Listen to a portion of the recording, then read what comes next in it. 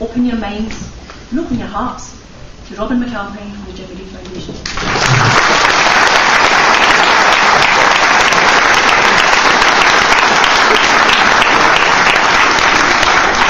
Far too kind, far too kind.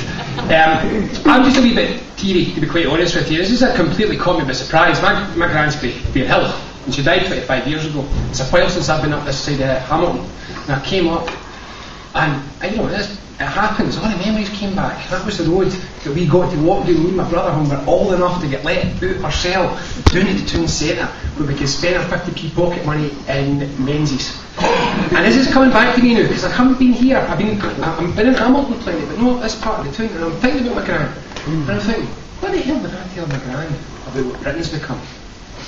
Genuinely now. If I say to my gran, this is the second lowest paid economy among all the advanced economies. This is a country where people have the third longest working hours in Europe, the least number of holidays in Europe. This is a country with the 8th biggest gap between men's and female earning in the European Union. It's the country with the second lowest level of industrial democracy, giving workers a say in their work in the European Union. Only Lithuania's worse. We've got the highest childcare costs in Europe. We've got the highest rail costs in Europe. We've got the third highest housing costs in Europe. But we've got the lowest pension in Europe. Of every country in Europe, we've got the lowest pension and the third highest likelihood that a pensioner in this country will live in poverty. But even worse than that for me, you know that we are in the country with the lowest disability benefits in Europe. And we are the single country in all of Europe where a disabled person is most likely to live in poverty. No Bulgaria, no Romania or Croatia. Britain. How did this happen? Well, one reason, one straightforward reason, that we've run this country wrong for 35 years. For 35 years, we've run this country as a me-first country. This was Thatcher. She told us that if we all claw each other's eyes out, whoever survives, that'll be the best one. And if we just keep that going, eventually we'll be a nation of strident geniuses, of brilliance. But we're a blind nation that clawed our eyes out. It was the wrong way to go. It's been a terrible way to go. And what's it done to us? What it's done to us is it's left a country where trust is at its absolute rock bottom. It's another start. I find it impossible to believe that this country is the European country with the lowest level of trust in its government and its politics in Europe. The Greeks trust their government more. The Irish, the Spanish, the Portuguese, they trust their government and their politicians more. Because at least they know honest corruption when they see it. Know that devious backhanded corruption is.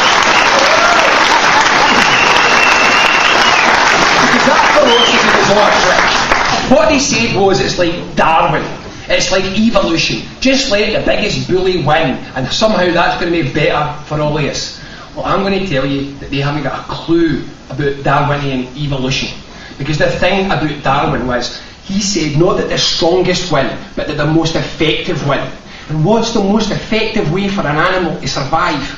It's to work with other animals.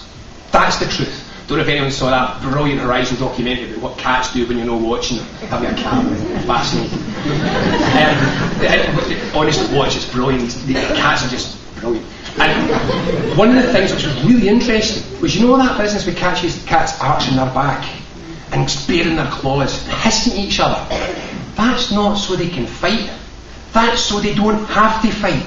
Because see, if a cat fights, even the winner gets that hurt, they'll probably die. So if anyone tells you that we've got success in life, in biology, in society, by letting the biggest bully win, they know nothing.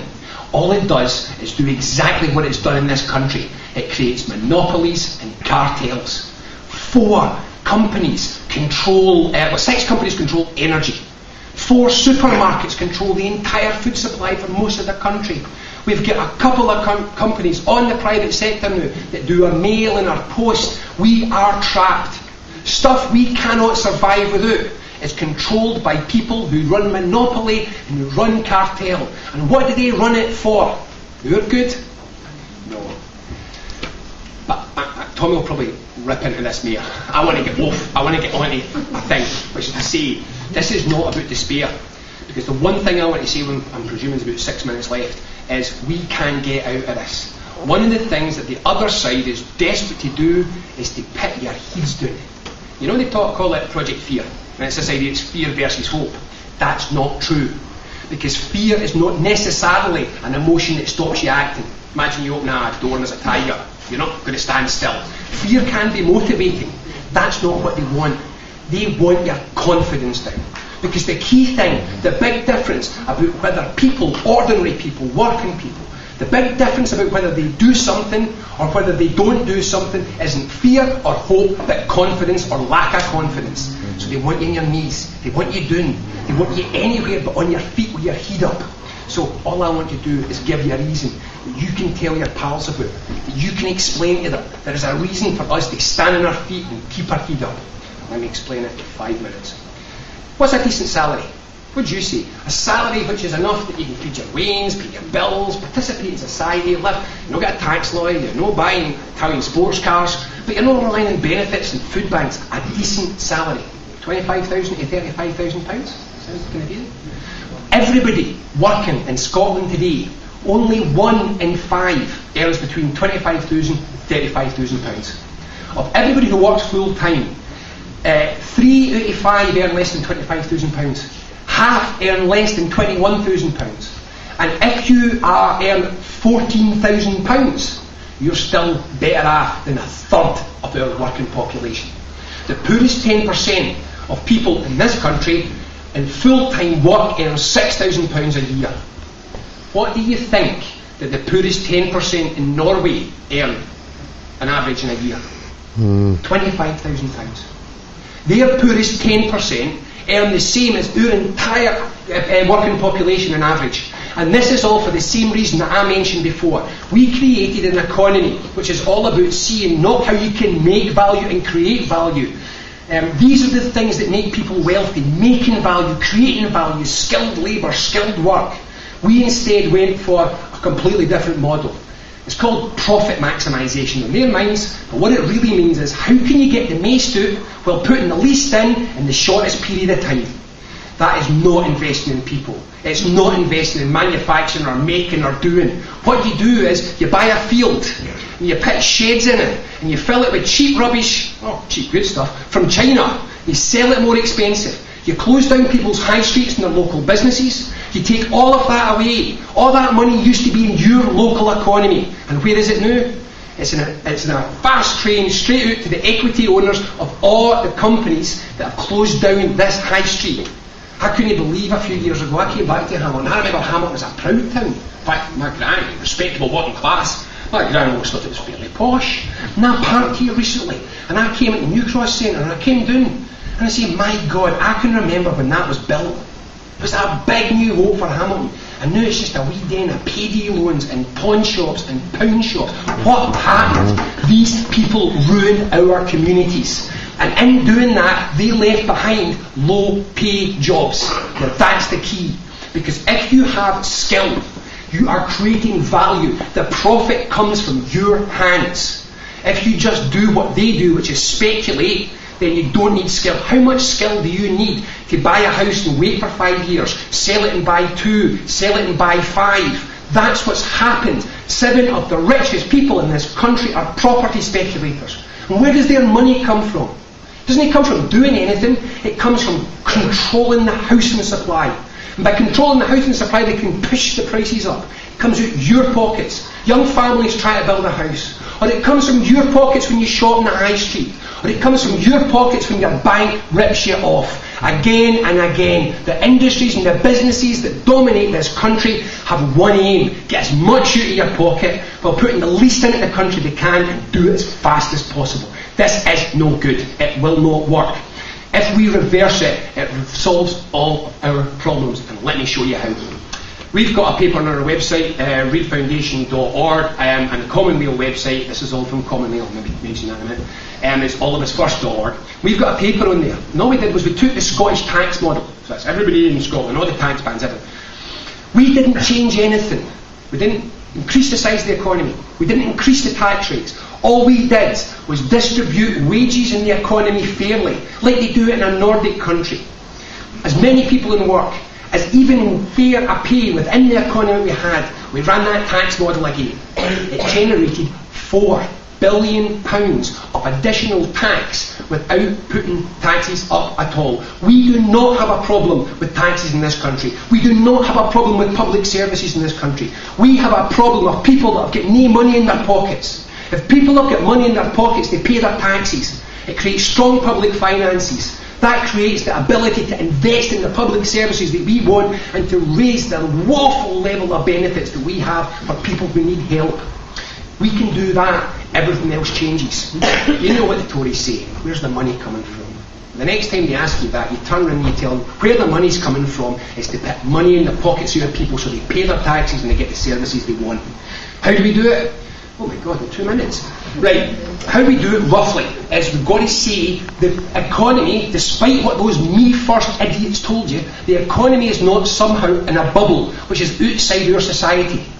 They will say that the economy is not something that you're allowed to have an opinion on because it's some sort of magical device that only they're allowed to play with. Sorry, no. The economy is part of your society. Your society is a democracy. So if we want to change our economy, we have a democratic right to do it. Can it be done? Yeah. How can it be worse? Everybody else is better at this than us. There's only 2 countries in the developed world which over the last 30 years have seen a drop in industrial output, making and doing things. One of them is France, 4% drop. The other is Britain, 35% drop. Every single other country varies from 18% to 100% increase in their industrial production. What do? They invest. If you take every single penny of investment in this country now, that's the public sector, the private sector, even the personal investment that you maybe make by doing training or learning, if you take all that investment and you add it up, it's not enough to cover depreciation. Depreciation is how much money you've got to put in just to keep things as they are. We are negatively investing in this country. Investment is another way of describing hope. Investing is to say we're going to expend time, effort and resource now because we believe it will make the future better. And Britain doesn't invest, it speculates. It's an anti-investment culture. So we invest. We invest in our people, we invest in our business, because what has screwed life for working people has also screwed life for small business people and medium-sized business people all over this country as well. We are all in it together, and one thing, the corporations screwed the lot of us. We can take this back. We can have this again. We need to invest in industry. We need to look at where our strengths are. Our strengths are still in a shipbuilding industry that's been neglected. We could be building hydrogen ships, the new technology which is going to dominate the seas in the future. We have in this country the expertise to create hydrogen batteries. This is the technology which is going to drive cars and vehicles in the future. Do we want to have that technology created in our universities and then bought by a multinational corporation so it can be made in China, or do we want to do it here, collectively between us? We say, this is the Commonweal project from the Jimmy Reid Foundation, we say let's start setting up national mutual companies. Every single Scottish citizen gets one non-tradable share in a national company, and that company can build industries that can invest in the kinds of jobs that will make this country an exporting nation, with people who work with skilled hands to make and create and generate the wealth that will change this country. Can we do it? Yes. Yes, we can do it. Because all I really want you to know is that everything that we need to build that better Scotland, we have. The resource, the people and the will. We have got the will in this country to change things. We just need people to believe it can happen. So, after that little rant, all I can say is that we are in a position now. We are in a position to change everything. We've been working on this project for a year in the Jimmy Reid Foundation. 50 major reports and papers which are describing how to transform everything from energy to democracy to housing to tax and spend, everything. We think it's probably the single biggest project that has ever been done on the transformation of a nation state in modern history. We're launching it on Sunday. It's all going to be written up in a book. And there's one thing that I absolutely demanded from this book. I demanded that anybody, any educated school leaver can read this book and understand it. Because that's another thing about Britain. might as well be carrying out public life in Latin for all it means to most people, the jargon and the rubbish that they talk. So it's time we started speaking clearly and simply. So I hope that you can, it's going to be $5.99, we can't give it away, we'd love to, but we can't. We hope you can buy the book and read it and see how this will change, how Scotland can be, because, to finish, we have had 40 years of me first politics, and we all came second. We need the powers, and we need the will, and we need everything that comes with it. And if we do, we can create a Scotland that's not me first, but a Scotland that puts all of us first. Thanks. Yes.